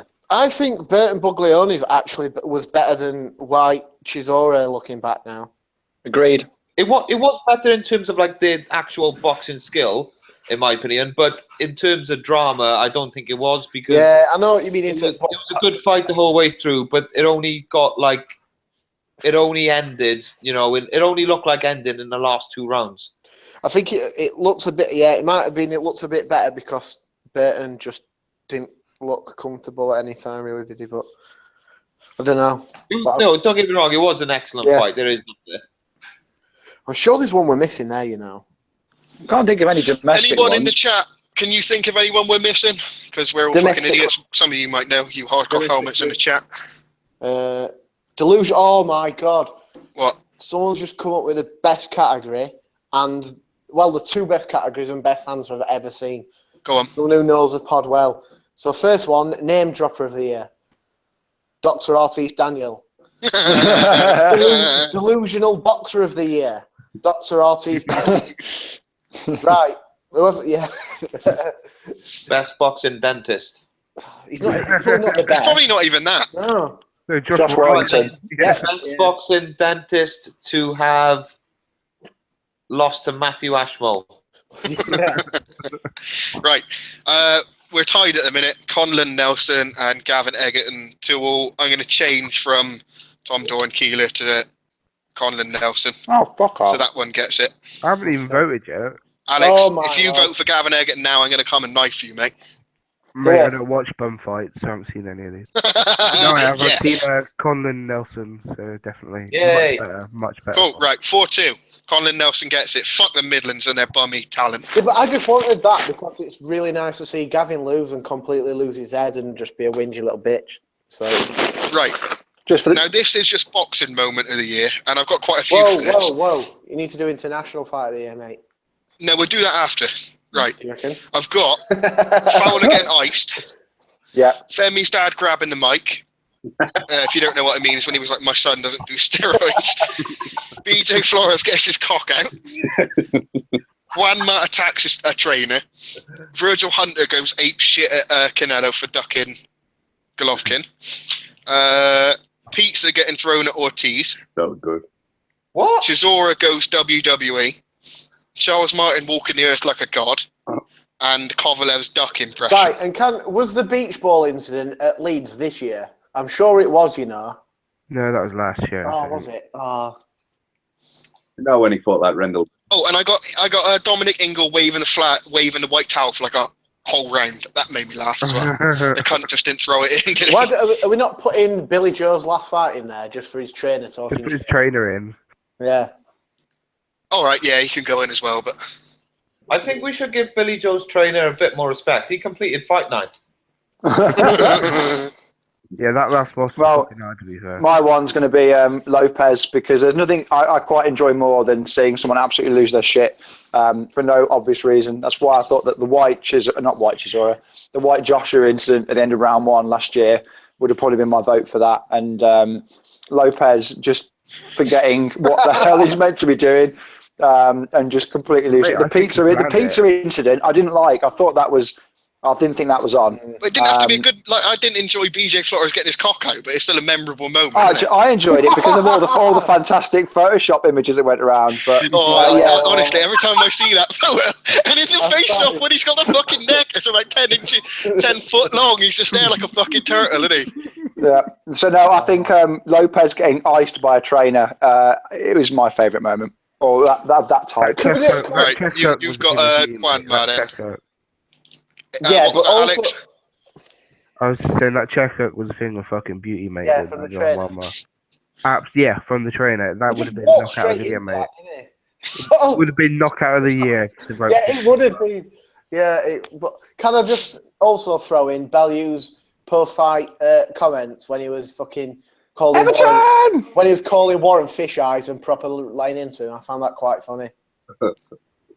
After the Makubu fight, yeah? Yeah, but the best two moments of the year is one has got to be the Whammer thing. That's going to be the best moment of the century. Probably that's going to be unbeatable. Unless someone beats a guy, literally pulls his shorts down and goes and shoves his dick down the guy's bird's throat. That's the only way that's ever going to get beaten. So that one. Well, to be fair, Fowler. Oh, the Fowler one was funny, yeah, but I mean, I reckon AJ's dad is number 2. That was just like. Right, so we got 2 votes for Juan Martin. Yeah. Cal. My son does not do steroids. Yeah, I'm going to go for AJ's pops. Oh, good. Was that when all the fucking ticker tape were falling down as well? Yeah. That was Yeah, Martin's yeah. fight. That whole thing was just an absolute disgrace and made me feel quite sick. I literally Creating saw. central, that wasn't it? I only saw about 20 seconds of that, and that was Martin getting knocked out. I was like, for fuck's sake.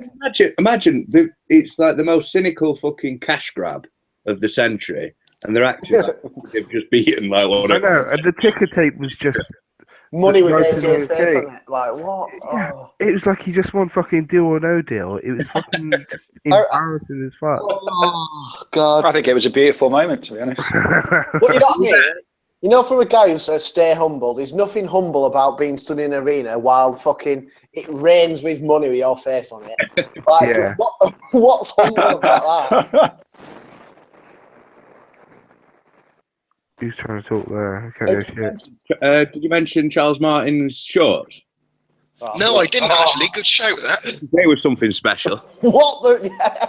Yeah. Didn't Dillian White have a really pair of tighties on as well against someone this year? Dave Allen, I think. Yeah, but I think his were more tight because he got them made and then went eating jerk chicken for 6 weeks after. Yeah. But what fucking Charles Martin shorts were the weirdest thing I've ever seen. Like, yeah. Just one in Chewy. the chat. Sorry, one more nomination from the chat. Go on. Gamboa's opponent from the weekend getting arrested the day of the fight for drugs. Like proper drugs. What the fuck? Oh, Yeah, I don't know what Chewy. he's doing, but My Who are you number one. voting for? Do you know? Well, I'm wrestling with two. The BJ Flores thing was hilarious because when, like, you watch the video, I promise I didn't actively, seek out the video. But It's okay if you did, don't worry about it. on the video, there's like no need for him to do it. It's so blatant, and I think he completely meant it. Yeah, He's smiling when he's doing it as well, isn't he? I was speaking to Helder about it when they were down here for the Frank Warren show in November, and he said that YouTube blocked the video and took their money off them for the weigh-in. Didn't let him earn any money from the YouTube advertising, which is like that's all BJ Flores' fault for just flashing his knob for no reason. Cal's going to change his vote then, knowing that. So that's my number two. My number one was Fowler losing because I'm sure we did like an open call, didn't we? yeah, On we just the stayed podcast. on. We did a pod and stayed on, didn't we? And we're all just crying. Yeah, we were all watching it by different, like some watching it online, some watching it on the telly. So we were all finding out what's happening at different times, which was quite entertaining. Especially when someone said like there's a streaker and you didn't know if it was true or not. And everyone made money because they were great odds on Fowler to lose.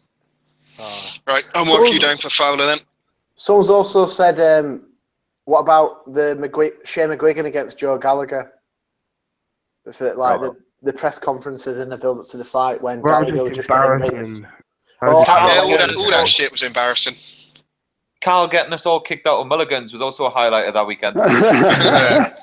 I'm voting for BJ Flores because that was one of the funniest things I've seen this year. That and just all the photos that went after it, like Gallagher's face and all the dogs around it. It's just brilliant. Alex,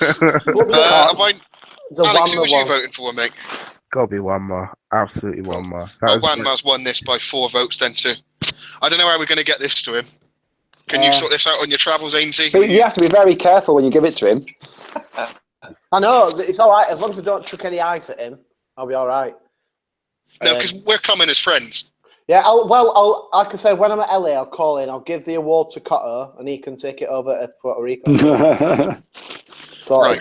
Just I'm thinking about the Wanma and attacking trainers. If Joe Murray gets the fight with Cardle this year, and ices him, and then runs over and fucking sticks it on Joe Gallagher's fucking gun. if he did that, I'd literally start a crowdfunder that night. I would. And just be like, right, everybody just give him some money for that, because... I'll tell you what, if he drops one on Joe Gallagher, I will literally get his face tattooed on my chest, and I've said that on air, and I will do that. Not a massive one, like passport size photo or something, but I'll get his face tattooed. Yeah. Right, now we're going to go for Fight of the Year.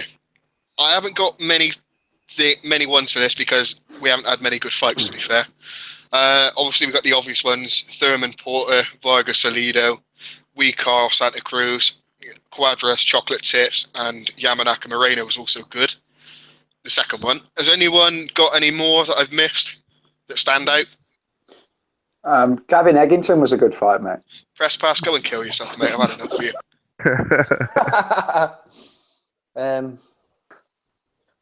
It's a shit list, man. That's how bad this year's been. I can think of 4. That's such a poor list. What was that, Cal? Did Gale Butte decent? I think I remember it being all right. No, it wasn't like fight of the year decent. Yeah, but none of these are really in any other year. Yeah, I know, but that's how bad this year is. It's going to be Salido Vargas, isn't it? But I think that's just so. I think it's a really overrated fight. I'm really going off you, Brasper. I started to like you again as well. No, it was good, but it wasn't. The fact that I'm saying that's obviously going to be the winner. I think I don't know what you guys are going to pick, but out of the choices you've given me, that'd be the one I'd pick to win. How about if you? I just don't think it was that great. Take obviously all the shit away, and the fact that we knew Golovkin was going to do what he did to Brook. That Brook were a good fight. Just objectively, it was a good fight. Yeah. That was a very good fight. Well, about Pig while it lasted. Was Edwin Rodriguez when he beat that Michael Seals? That was last year. That was last year. Oh, right.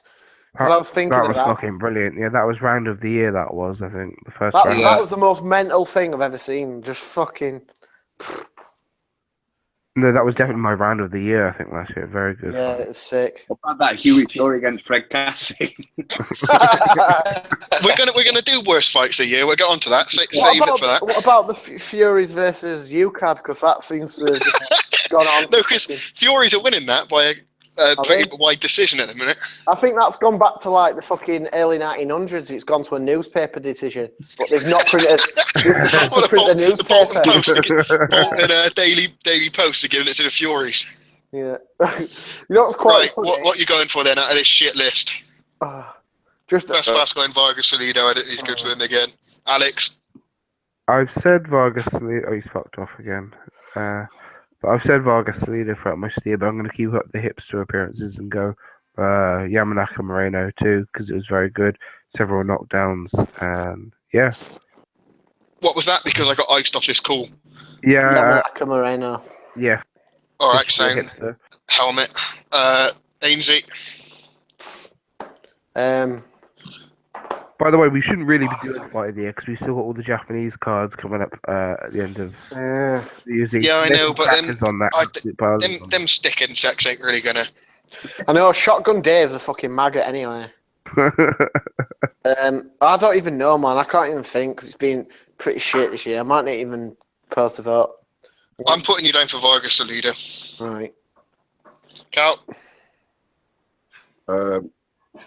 I'm just going to stick with Conlan Nelson. Yeah, we've got that. That's already one. He's done it twice. He's doing 2 separate categories. I think it was the best fight of the year. Yeah, that's what I said. I think that's better than that, but yeah, I know, but I don't feel like a prestigious award like the Next Big Pod should go to a fight of that like little magnitude. It should go to a fight that actually meant something. What, like between a PED user and Vargas? Pressbash, you better mute yourself right now. All right, I'll think of one. What about Thurman versus Porter? You like Queef, do you? Queef Thurman. Nah. Has Crawford been in any good fights? No. He was in one of the worst fights at a high level. I'm trying to think of exciting fighters. It's like Cannon and Donald this year, as he's quite exciting. Vargas Salido was good. I mean, that was literally quite a good fight. Go on then, have that. Good. Dewey, where are you going? Vargas Salido. Good, that was easy then, wasn't it? That one won. Right, we do now we're going. Yeah, we're doing worst fight of the year, and fuck me, the list for this is long. This is big. Dillian White features quite a few times. Right, we got Dillian White, Dave Allen, Dillian White Lewison, and Dillian White Ivor Bakurin. Yeah. I actually can't find the list for this that I wrote down. Quick Frampton. The worst fight of the year, without doubt, was Rosado against Monroe. When you're trying to stay up at like 4 a.m. to watch Liam Smith get punched in by Canelo, that was really tough to sit through. Roy Jones, Byron Phillips. I think that's got to go in there. 30 seconds against that De La Rosa were fucking putrid as well. I tried that were another one where it won at 3 or 4, and I was trying to stay up for something, and I nearly. You're all forgetting the worst fight that I can remember seeing in a long fucking time. King Kong, Malik Scott. Oh God, yeah, that was terrible, wasn't it? That was a shocker. I mean, this is going to be a whitewash, and if that doesn't win, I was only going to vote for Quigg Frampton because it was abysmal, and what I paid to watch it. And you know, I became single after Quigg Frampton, and I blame Scott Quigg's performance. But I'd probably, it's that. look closer to home, press pass. Yeah, that Scott fight was just fucking turgid, wasn't it? So basically, Quigg got beat off Frampton and then shagged your missus. Yeah, so we're blaming it on that weekend. That's what's happening. Quigg's got a lower mental age than the person that is actually shagging your ex-missus. Can he swim yet? No, not yet. So yeah, Quigg Frampton, just because it was shit, man. It was a pay-per-view. The Scott fight was on that piddly little Monte Carlo card that no one gives a shit about. Yes, it was on Sky, but it was just crap between a ped user again. And the Quigg Frampton fight was billed as something special, and it was boring. And it wasn't just Quigg's fault; it was Frampton's as well. Well, I thought Crawford Pascal was worse than that. I mean, that was boring. Well, Billy Joe Saunders against that fucking Akervov. I watched a fucking few minutes of that and bored to tears. Fucking chatter saying all of Flanagan's fights this year. Oh yeah. Oh God, Flanagan against the Flanagan fight. I Flanagan. was there live for that, and it was Dewey. Boring bastard he is. Oh my God, that was fucking. Yeah, can we actually give this to Flanagan just for his body of work this year? He's getting it for that one fight. He's got to get it for that. That was hideous. That was. We can get Sai to give Flanagan the award for this as well. Yeah. Oh, I can drop it off. It's not far from here. All right, you go do that one then. Yeah. Smiths have been in some bad fights that have gone a lot longer than Callum Smith against that kebab shop man, or equal. Yeah, but they're not bad enough. Like the Fana one's fucking terrible. Yeah, true. That's Africa's number 3 ranked lightweight. Wasn't that whole card just AIDS? I seem to remember. Like, wasn't a single good, interesting fight on it. No, Liam Williams Cochrane was good, wasn't it? Well, yeah. Dirty fouling fight, but quite fun to watch. You obviously have Rigo sending Jazz Dickens to hell. That was good. That. I mean, he made it again. The fucking Quagmire look. Excellent.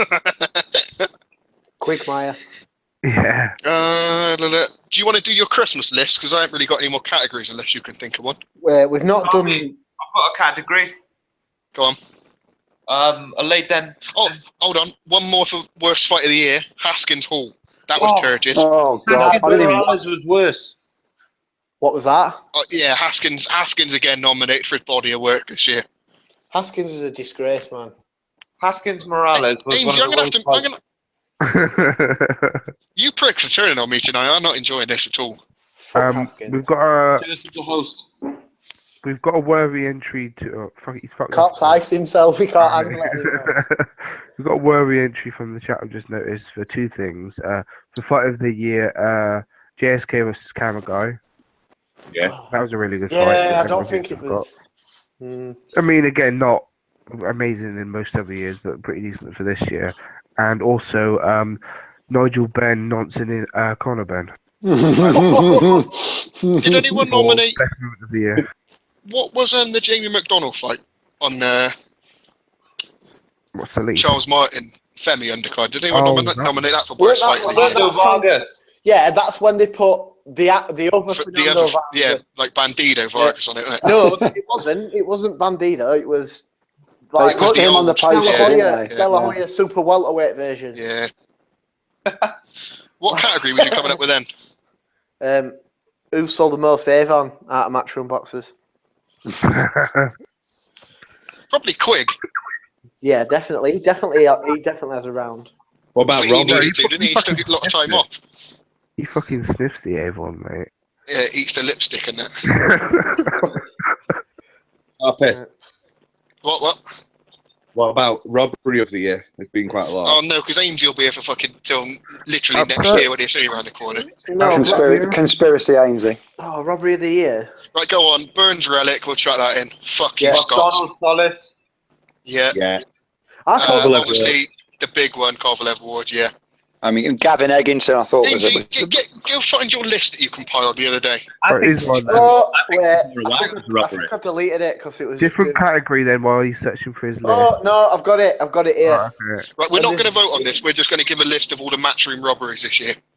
But that's the thing. These are just no. These are not all robberies. This is a fight with one bad card in it. So they've got fucking hell. because that's what we did for this list. Because we had Quick Frampton, but that obviously didn't. Lenori's Colour on there. I'll go for just the actual robberies. Ryder Armfield, McDonald Solis, Burns Relic, Hull versus Guerrero, Fielding Rabras, Cardle Dodd 2, Dodd Patera, Haskins Hall. You cunt. Chisora White. Yeah, Chisora White was a bad one. It was bad because there was no way on earth that White won 7 rounds. You could maybe argue he won 6, but there's no way Chisora didn't win 6. So it's a robbery. Just try to think what's. I haven't seen anyone except Gillian White say that he won. The Burns Relic one. Yeah, but the only people who said that Burns beat Relic were Burns fans. Yeah. And Ricky Hatton. Yeah, and fucking what? He were pissed or doing corner. He thought you were training. Days, mate, since Ray Hatton iced him, mate. He thought you were training Burns. Yeah, I'd Burns Relic were horrific. Yeah, I would say Burns Relic was the worst. No, the worst card of the year was. Did anyone see the Marcus Brown fight in I think it was May? No. No, he hasn't fought since. But basically, he fought a Bosnian, and he got absolutely battered for. I think it was an 8-rounder. I'm sure. Marcus Brown is the American from 2012. Massively high hopes for him. I think he'd won every fight apart from 2 or 3 by knockout leading into that fight, and he fought an unbeaten Bosnian, and he got absolutely battered. And I'm sure he got dropped as well. And he ended up taking it on the cards, and he got booed. He's from Brooklyn, and his home fans even booed him as he walked out the ring. Was Warrington Amagasa this year? Because that 120-107 card, whatever it was one of the worst cards of the year. I can't remember if that was this year, yeah. Yeah, He got a 10-8 round. Yeah, he got a 10-8 round and then won every other round, and that was an appalling card. Yeah. I think there's been a lot of dodgy cards, but there hasn't been a Pacquiao-Bradley level kind of obvious robbery. I think most of the ones we've listed there have been fights that were close-ish, but yeah, the wrong man won. For me, I don't see how you can say that White beat Chisora. I think you could possibly argue about Ward and Kovalev, but White Chisora is, for me, I just don't see it. And the Relic Burns one's going to get my vote because it was so frustrating that no one kicked up a fuss. The commentators didn't really say much. Obviously, Relic's stupid trainer said nothing. Fucking idiot, man. He said if that was he should have been jumping up and down and saying, yeah, he won that fight, but he didn't. He was like, yeah, he didn't quite do enough. He did. He won 7 of the rounds, so he did enough. But there is a worse card. Oh, what was it? The Crawler cards were all shit. How all 3 of them cards against Linares were that close? Continental was quite bad as well. Yeah, but I've watched that back and a lot. They're bad, but they're not that bad. Yeah, but one. Oh, what was the other fucking fight? Hooker Perez, you might be thinking of. No, that was bad, though. McKetch has just said, I can't believe Macklin versus Brian, the broken nose rose the nod for domestic fight of the year. That was the show. I forget that far back. That was on the Charles Martin card. Wasn't it? That was a bit of a naughty decision as well. I tried to erase that from my memory. Right, let's move on. Let's do your Christmas list. Let's hope you've all been good and you get what you want. What about Dream Boy of the year? Well, no, that we can close on Dream Boy of the year. Yeah. We just pick one each. No, do your full. We're not going to spend ages on it. Just give me your Christmas list, and if you've been a good boy this year, Santa will get you what you want. But you start then, mate. Yeah. I haven't done a list because I'm hosting this operation. I want to see Wilder against Joshua. Casual. Yeah. Well, I'll tell you what, Alex is going to be sticking sex from around the world, isn't it? Yeah. I want Inoue versus Gonzalez. Let Cal finish, you prick. Yeah, go on. Sorry, Cal. I want Crawford to go up and fight Thurman. That's a good quite like shout. Yeah. And not much I'm bothered about. Oh, Usyk against Gassiev. I like that as well. That's it. I'll only have 3. I'm not being that good. Right, Alex, give me a stick in sex. Well, I just gave you Inoue versus Gonzalez. I'm going to try and stay away from the stick insects. I had a fucking load. I want Frampton against Valdez. I think that'd be a really good fight. Nice. Valdez will probably knock him out.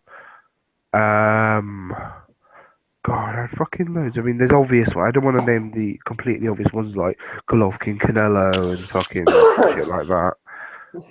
Kovalev, Bataviev. That's probably an obvious one as well, though, to be fair. Let's see. Quite a lot of thought into this, haven't you, Alex?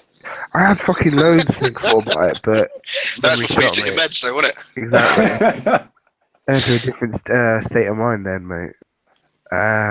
Pacquiao, maybe Pacquiao fight. Maybe I think I do want to see Pacquiao Crawford because I think Pacquiao shown this year still got it to a degree, and Crawford needs that extra step up. I think. Alex, you remind me of like a kid in a toy shop not knowing what you want, just looking at it. I want this, I want this, I want this. Yeah, I want lots of good fights, but I know we're not going to get any. So it's just like, well, yeah, I don't want to get Think set positive, right. mate. You negative boy. Valdez Right, against press pass. anyone good. All right. You do as you're told, so when I tell you to do something, you do it. Thanks, Give me a mate. list. Right, so Joshua Wilder, first of all, just because I think out of all the options for Joshua, it's the most interesting one because I don't Fury think it is. Fury's not available, and I'm not really interested in the Cuban ped taker. I'm no fucking Joshua fan, but I think he banjos. Wilder. I agree, but I'd rather have seen that next rather than the Klitschko fight, which we sort of talked about the other week. I think that fight in America, I really want to see that. I want to see Golovkin, James DeGale.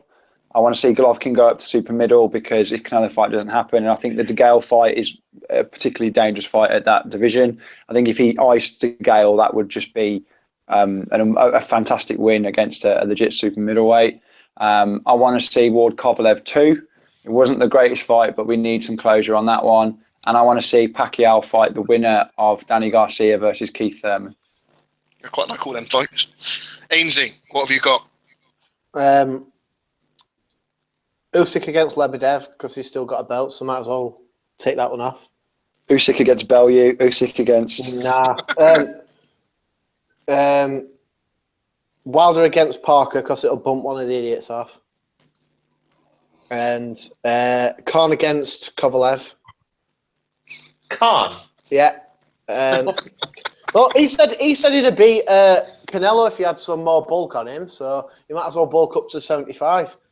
Khan against Kovalev, or Khan's dad against Kovalev, either or. He seems like he likes to fight, only with women, allegedly. Frampton to actually fight Rigondo, and then me to fight the Dr. Hitman. Well, the only fight I really want's been about 3 years in the making, the rematch. I want to see Ray Hatton versus Ricky Hatton. Battle of the Car Park 2. And that might happen That's this the only one I Christmas. care for next year. Dewey, have you got any off the top of your head? I didn't ask you to do this because I I've didn't just think you was thought of one about. that I've missed. Two with Canelo. So Cholo iced Finger the other day, or Andre to fight Canelo. Well, if Canelo's true to his word, he's going up to 60, unless they follow him. And Brooks Spence, if they could actually do that, I wouldn't mind that. Oh, I like that one. Dewey, have you got anything you want to see? You can do yours all Welsh fighters if you want.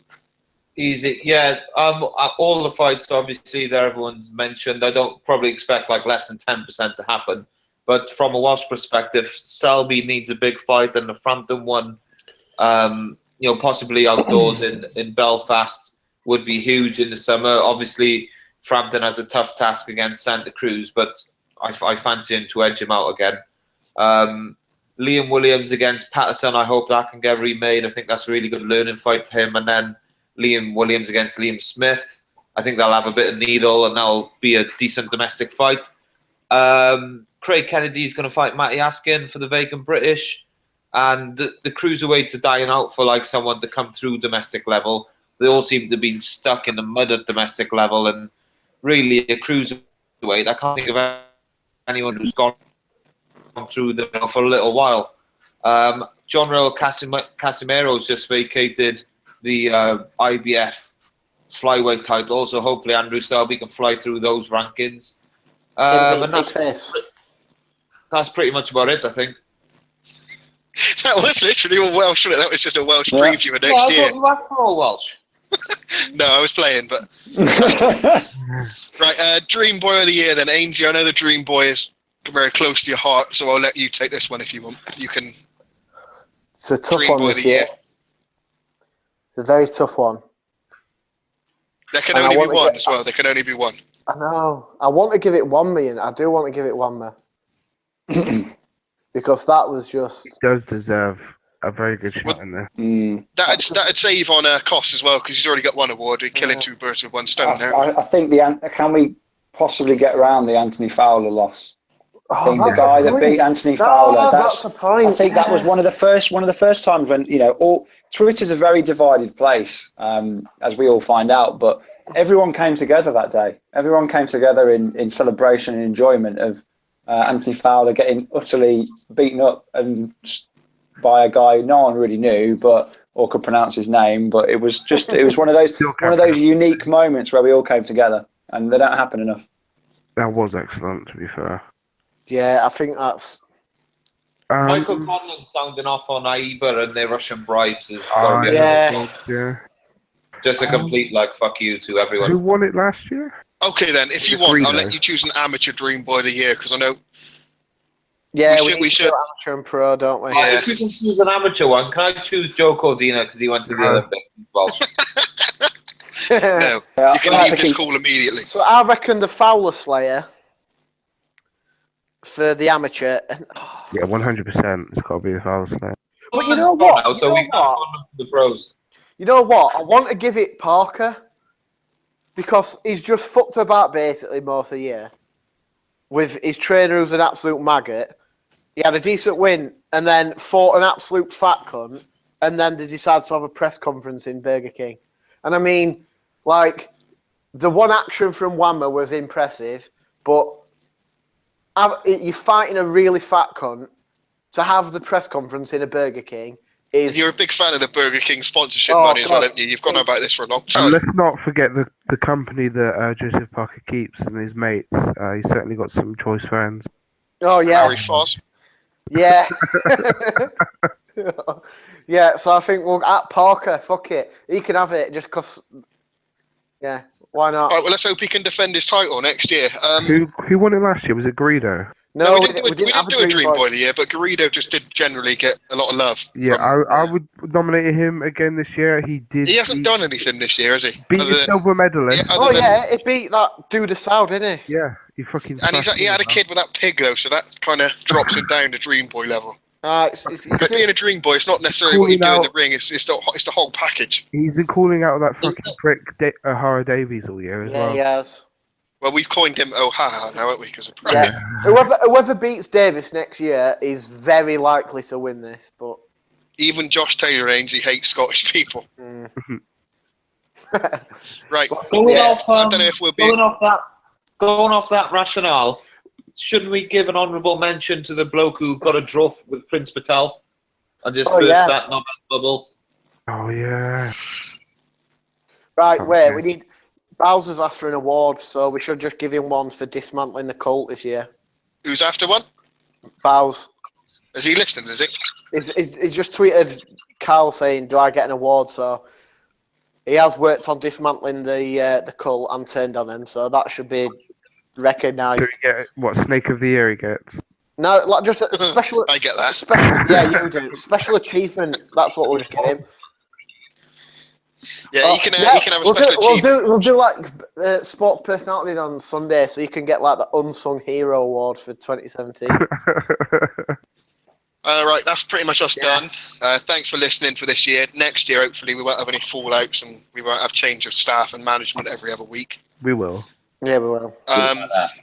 We might not be back next week, but the week after we'll preview next year with all our enthusiasm that we muster up every week. And yeah, cheers.